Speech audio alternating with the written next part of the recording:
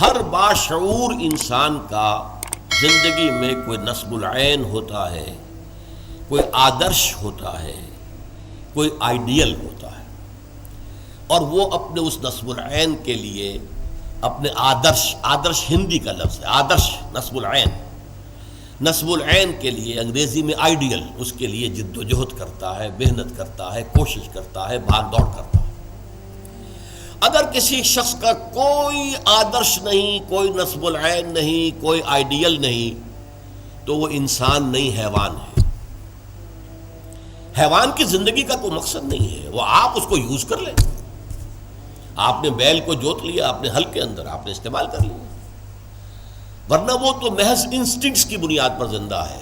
پیٹ کھانے کو مانگتا ہے، ادھر سے ادھر سے کہیں نہ کہیں سے اپنا پیٹ بھرتا، سیکس ہے اس کے اندر، پروکریشن کے لیے، نسل کو جاری رکھنے کے لیے وہ پورے کر لیتا ہے۔ اور ہم اکثر حیوانات ہوئے جو کوئی نہ کوئی گھروندا بناتے ہیں، کوئی بھٹ ہے، کوئی پرندے ہیں تو گھونسلہ بناتے ہیں۔ یہ ان انسٹنکٹس کی بنیاد پر حیوان جی رہے ہیں، ان کا اپنا کوئی مقصد نہیں ہے۔ تو جو انسان اس سطح پر زندگی گزار رہا ہے وہ حیوان ہے۔